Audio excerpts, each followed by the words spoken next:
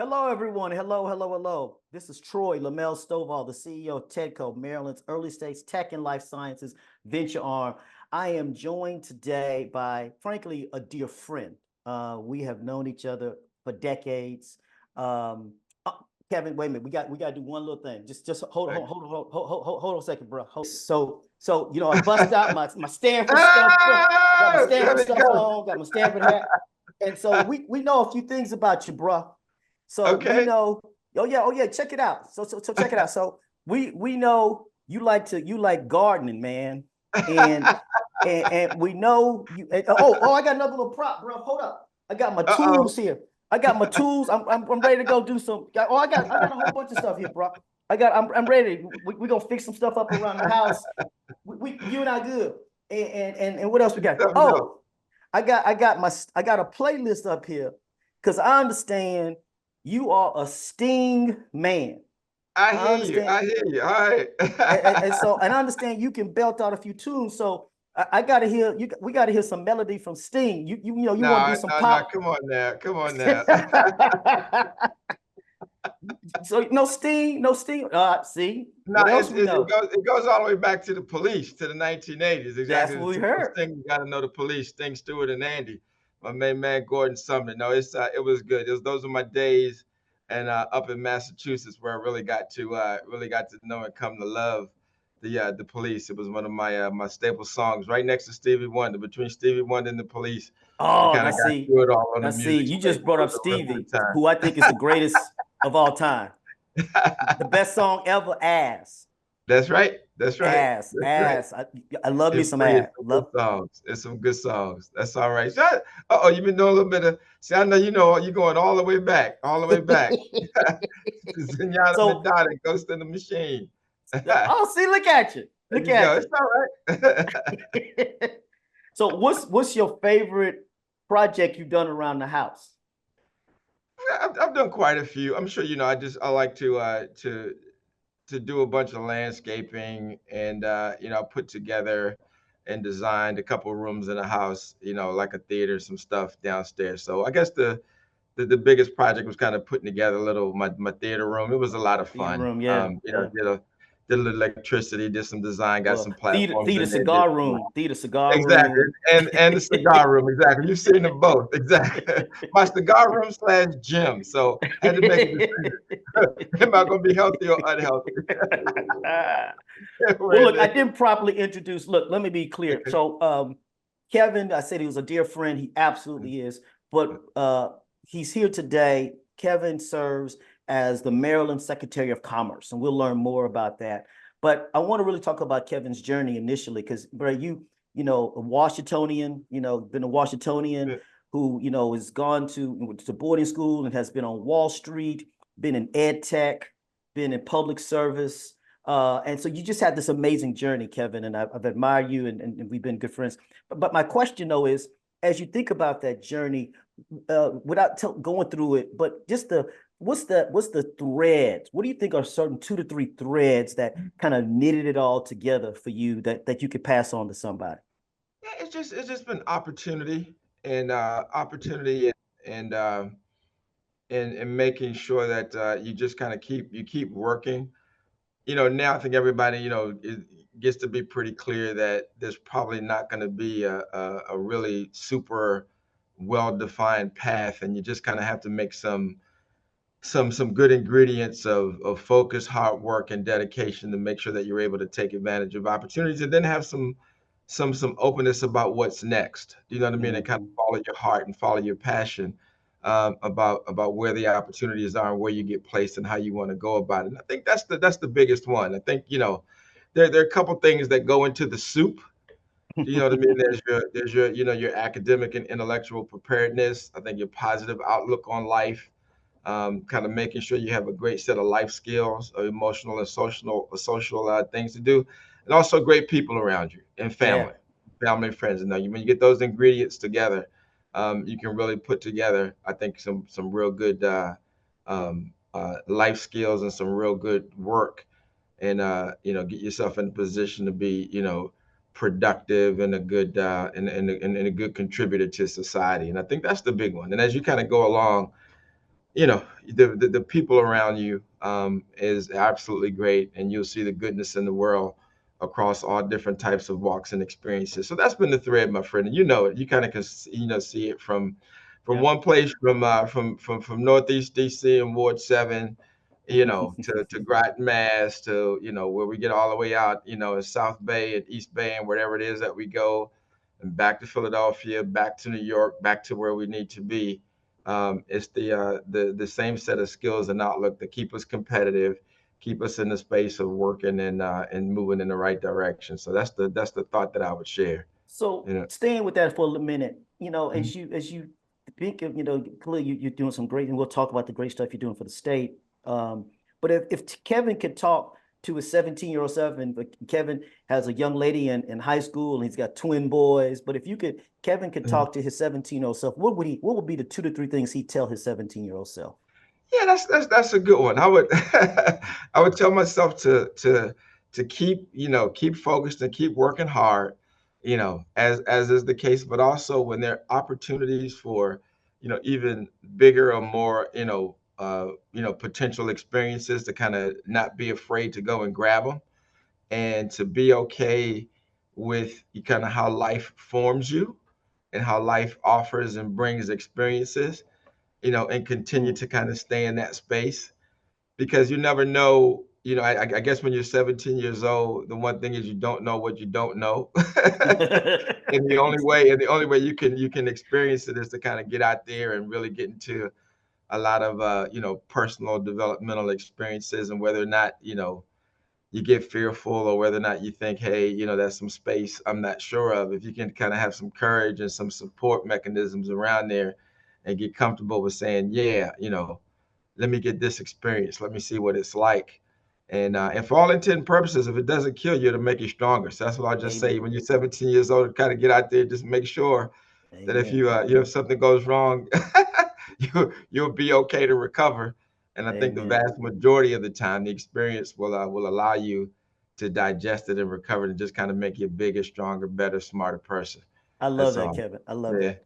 So, yeah, when people think of Stanford, they think of this great, intellectual institution. And, back we had the lake, and exactly. people, and when I was there, if you have to, people listen have to understand, I was actually a graduate student. I was actually one of the first Yeah, blacks to go through the master's computer science program, exactly. back in the 80s. And Kevin was under, and I was living basically with a bunch of undergrads with our boy David.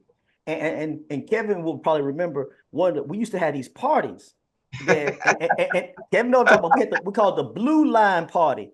That's right. Why was it called the Blue Line Party, Kevin? You say on the blue line, because we would just be hanging out. I know.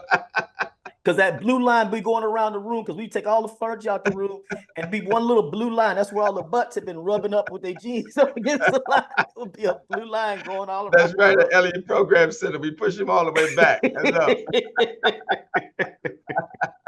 So we had fun when we were in Stanford. We might have been standing our butts out, but we had a great black community. I guess that's one. We had a really strong black community there at Stanford. And I know Exactly. you were one of the leaders of that group when we Yeah, went there. yeah, and Trey, you pointed out. I mean, the perceptions and the thoughts, and it is a great, in a prideful standpoint, I take pride in it as one of the best institutions in the world. But even when we were there, and what it provided us was, as every outstanding university does, is just a great opportunity and great people around, and just a great environment from which to learn and grow, and have all of this, the intellectual and clear capacity, to grow and learn. But it was really, really a great, vibrant community because of the people that they put there, and the people that Yeah, we were together from all of our walks of life. You know what I mean? From this, but even all of us as African Americans, from different walks of life, from different shades, we just shared a lot of great experiences with some commonalities about moving forward, and it just made for a great environment. And I think that's what universities do, and that's why we're so proud, of it as an institution, and also what it provided for us as African Americans. And for everybody on here listening, Troy was a trailblazer. I was an undergrad. I'm class of 1989, and Troy was in graduate school. Troy was one of the first African Americans, the only African American in graduate school in computer science. You guys need to understand, this was the 1980s. Microsoft was only 4 or 5 years old. Everything was just getting started. Apple was just getting figured out down in Cupertino. The Stanford University network that everybody comes to know as Sun Microsystems was all forming, and Troy was right in the middle of it. And we Yeah. were kind of doing it. And Troy, not sure if we knew exactly what No, we Stuart didn't. Regis and all those guys were thinking of. Reed Hoffman's in my class, and all of us with all of those guys, if we, really knew what everybody was kind of getting into and what we were thinking about.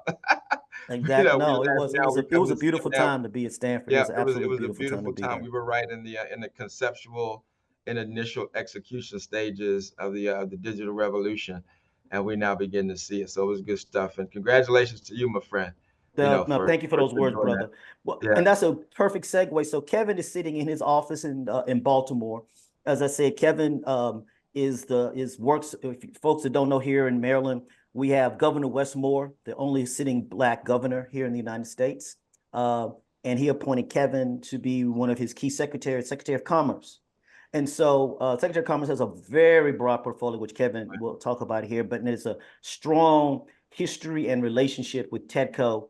Obviously, they drive a lot of economic development, particularly around technology. And Kevin and I, if we don't speak once a day, we speak in every other day, on that's right. text every other Absolutely. day on Yeah. stuff. So, Kevin, just real quick, kind of have our listeners kind of get a sense of the breadth of the portfolio and one or two real important efforts that you're leading right now. Sure, sure, sure. We're like commerce, and the commerce function has grown in the state over the last several years. But what we do, we're the lead economic development agency for the state. And our primary goal is to make sure that we support our businesses Yep. and continue to create jobs and make sure we have a thriving economy. And as you mentioned, Troy, the portfolio is vast. We capture all of the business industry sectors that we've all the way from manufacturing to our tech sectors and aerospace and quantum and life sciences and biotech, and everything in that space.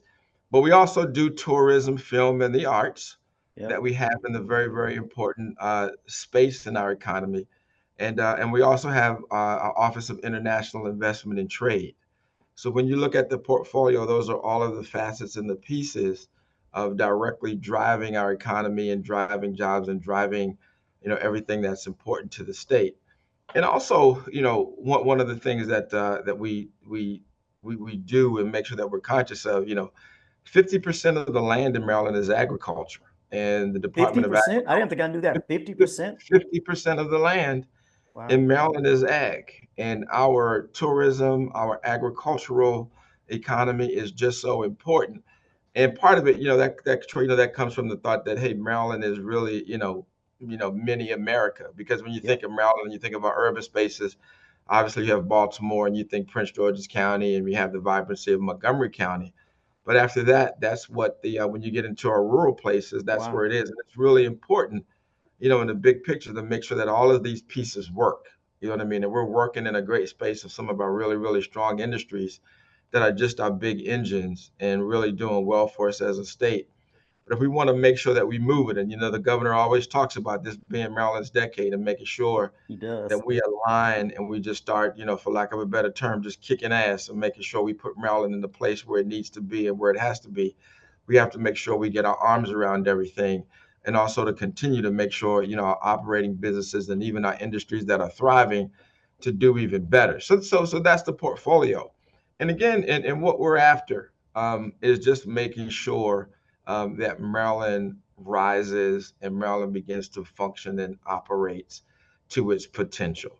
And you hear the governor, we've kind of heard it around, and one of the lines is that we're asset rich and strategy poor. Yeah. We've used the terms of resource strong and coordination weak.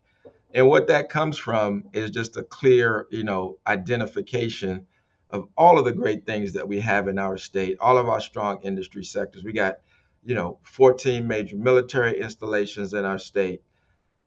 Just everything we have, miles of our tourism, I mean, miles of shoreland and tourism for film, for everything that we have to operate. We are the second most educated state in the United Wow. States of Yep. America. We are the seventh wealthiest state in the United States of America. We pump out more PhDs than any other state Anybody. Yep. in the United States of America. Yep. With our relationship with being close to the federal government, it's just real clear that although we're doing fine, I mean, our economy is in a space where we're existing, but we just have to make sure that we do better. And there are a couple of numbers that we throw out and we look at. Our economy just hasn't grown over the last 5 or 6 years. Over the last 5 or 6 years, when you kind of take a look at it, especially juxtaposed to what we've been doing as a country, that the country's been moving at about a 7% clip. And Yeah. it's even more important because our neighbors have been kind of growing and they've been growing their pie and we haven't. So I think Pennsylvania's been growing. I think they've advanced their economy over the last little while, probably 30-40 billion dollars. So has Virginia. Now ours has been relatively flat. Yeah. And so the reason why it's so important that we get this back on track and make sure that it works, because we have to make sure, as the governor always talks about, that our economy keeps up with our ambition. And our ambition is to make sure, that we're leaders in clean energy, that we're leaders in making sure we have a broad-based, diverse economy, to make sure that we leave no one behind. That's the way to do it. And we got to make sure that we connect all of the pieces, be very, very smart and very, very strategic. And we're on our way. You know what I mean? Thanks to you and TEDCO and all of the relationships that we have and the leadership that we have in place and all of the great people. And that's the thought and the idea. I mean, it's a really, really big agenda, but it's for us to do. You know what I mean? Yeah. If there's anybody can lead us to the space and really kind of, kick the door down and clear the path for us, it's our governor. And that's what we're ready to do. So I'm been really excited. It's been a great 12 months, hell of a lot of work to do. As you know, you're doing it with us every step of the way. So that's kind of where it is, and every day, every week, every month, we look at our progress, set our goals to make sure we get them all aligned and just keep working hard as hell, my friend. That's what we do. So you mentioned, and I have to mention the Governor Westmore again, more a couple of times. What's a story or something you can share that you can share, obviously, that really lets the people understand who this guy is, not just as a governor, but as a person who really cares about what we're doing here in Maryland. Yeah, when you get to spend time with him, we've had a couple meetings. We travel together, and we had a cabinet meeting. We go to different parts of the state, and when we're kind of relaxing and socializing, finally getting a chance to kind of say, hey, here's where we're going, here's how things are going. We're just always thinking about the next step. We're always thinking about making sure, we keep our momentum, we keep our intensity, we keep our drive. So it's probably close to maybe midnight late. I can't give up too many details, but we're kind of relaxing and kind of cooling out. And the governor's like, yeah, I see everybody at 6:15 in the morning for our for our run and for our hike. Oh, really? We're going on a hike in the morning, exactly. We're in Western Maryland. So everybody around gets quiet. Who's gonna show up? So it's like, yeah, we'll see you. But and then at 6:15 in the morning, you know what I mean? He's up and ready. You know what I mean? High energy, high intensity. And that translates, Troy. That translates. You know what I mean? Anybody who's been a part of any successful institution, you know what I mean? The Stanford's where we go, anything that we do, every organization begins to take on the characteristics of its leader. Yeah. You know what I mean? And what the governor's bringing to us and bringing to Maryland is, people have told me I have a good motor.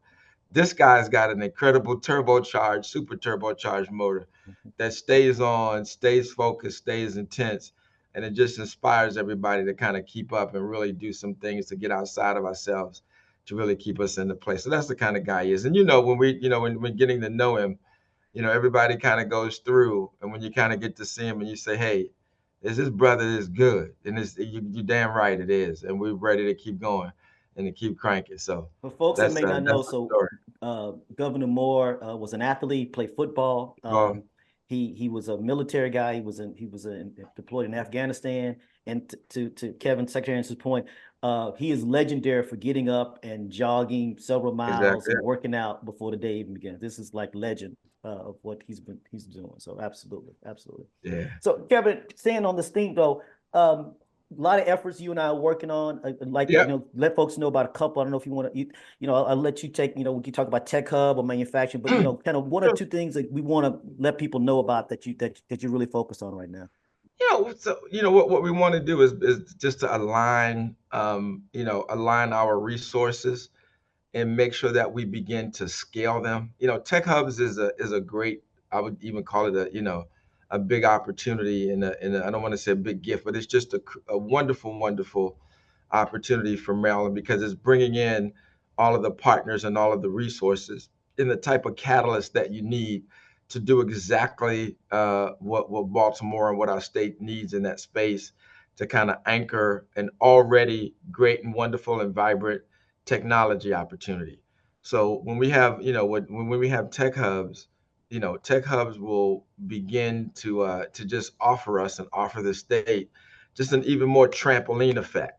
You know what I I mean? Of like what that. we're able to put in I place like that. and to Trampoline. be Yeah. another force multiplier for what we have.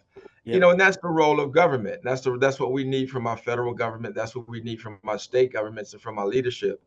You know what I mean? Governments can't do it in and of itself. And the job is to create an environment, create the playground to buy down the risk, to make sure that business is able to thrive and to make sure, that our society and the way that we operate and businesses can thrive and create the strong economy, the innovative economy that we have. And that's why tech hubs is so important. One other thing that I will add too in the space of the tech hubs is that I tell everybody not to forget that we're only one of 31, Yep. and there are 30 other people in the game now. And the 30 other people think they're kind of rolling This in is this good. competition. Yep. And Yep. we gotta stay intense. We still gotta get up early. We still gotta be sharper. We still gotta be faster. We still gotta make sure we leverage our assets better, and we gotta tell our story better. And so those are one of the big things that we want to make sure that we number one get that engine going and get that engine running at Yep. maximum capacity. Along with that, and another one that's real important that keeps me up, and the governor, we always talk about leaving no one behind, is to make sure that we weave that thread through, you know, many parts of the state and many other systems that we're able to thrive and build from. You always hear me say 23 counties in Baltimore City. You know what I mean, with Yep. different thoughts, different ideas, different economies, and different needs, and it's okay. But in order to be able to scale to get our economy to move, we got to think more in probably in a little bigger space about how we're able to better leverage in a broader way, some of our really, really big opportunities while we're really smart and strategic about, making some major investments and some other big opportunities.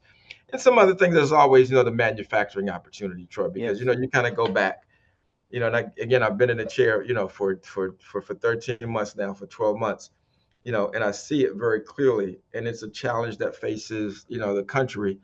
We have to find a way to not fall prey. And the governor says this to not fall prey to these false choices that we're presented with to say, hey, well, if we want to, concentrate and make sure if there's a region of building employment, that's a more urban areas, not to the exclusion of what we need Yeah. to do in our manufacturing sectors. You know what I mean? We have to make sure that we continue to invest and do both and be creative. If we have places where, we have population decline historically for years and years, and it's a confluence of many things that we need to fix to make sure that we begin to rebuild that while we still continue to make heavy investments in some really, really big engines and big opportunities that we need to have. I think Yep. everybody gets it, you know what I mean? But the hard part is having the strategy and having the vision and having the will, you know what I mean, to make those decisions, to put it in place and to begin to grow it.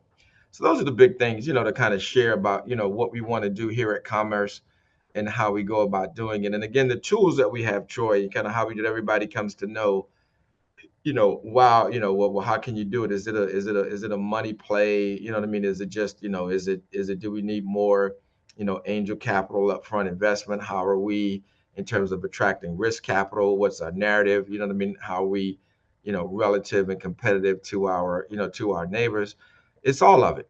You know what I Yep. mean? And that's Yep. where the strategy really has to become clear, about when and which individual sector, where our leadership, probably what's more of a priority, what's optimal, where can we really, make a good showing to the investing public and to the risk capital public that, hey, not only Maryland is a safe bet, Maryland is a great bet. Great bet. Yep. Maryland is I the like bet. that. You know what I mean? Yeah. For it to come for us to put it together.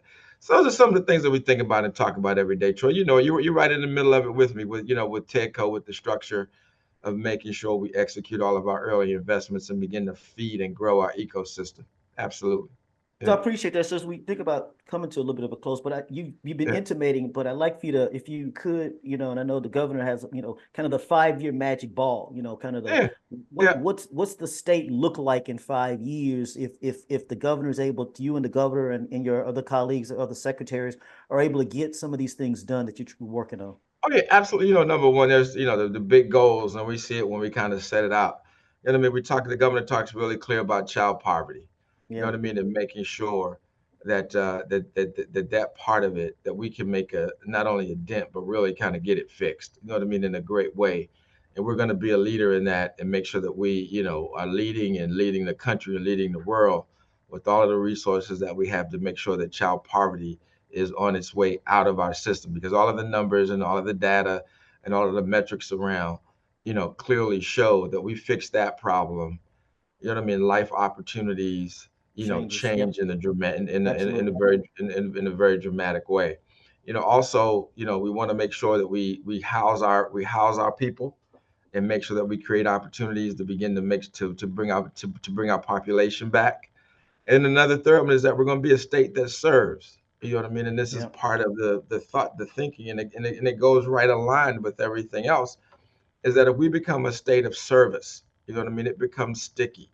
You know what I mean? We begin to move all of those bad indices, all of these bad numbers about, you know what I mean, where we're bereft of investment locally and from some of our communities. As we begin to serve, we begin to build a new culture of amen. where people can go and how we're able to operate and how we're trained and how we look at ourselves, and then making our economy more competitive.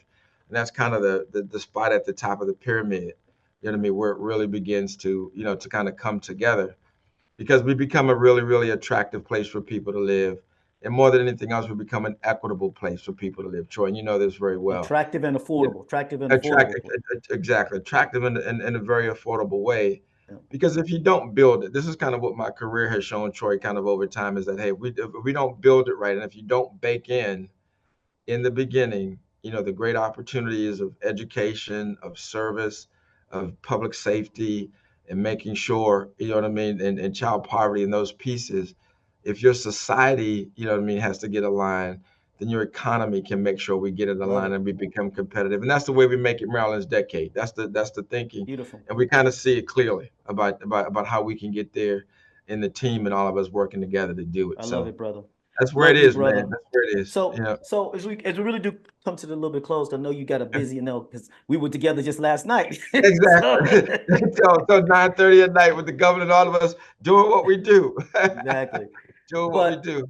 music has clearly played an important part of your life, and with Yeah. which I understand, all the 80s and 90s songs. You can like see, we got a little research, but we also know you hung out at the Soul Train Awards one year. Oh, no, no, no. See, we also know. We also know you went hung out at Patty LaBelle's house one time. see, you want me to keep going? All right. Look, cut the tape. Cut. And You last, know, we also know you share a birthday with some very popular young lady, don't you? you got that right. Exactly. So yeah, for those of you, some really, really cool people. So I love telling the story. I kind of, I was having lunch with some folks, locally, and we were just talking about birthday dates. And I don't know if you know Al over. We had lunch at the Center Club, and he said, "Yeah, my birthday is January 29th, and I happen to know that the governor's mother's birthday is January to the 29th, and it's also Oprah Winfrey's birthday on January 29th." He had no idea, and as we were talking, I said, "What? The 29th of January?" I said, "That's my birthday too." So yeah, it's a great day, and I also have to add that for those of you who know, it's Uncle Charlie Wilson's birthday. That So Charlie Wilson. me, Yep. me, Uncle Charlie, Oprah, the governor's mom in the house. So we're rolling on January 29th. So that's what we can even with drop a bomb on me. We're gonna have her put the music in there. We're gonna put drop a bomb. Exactly.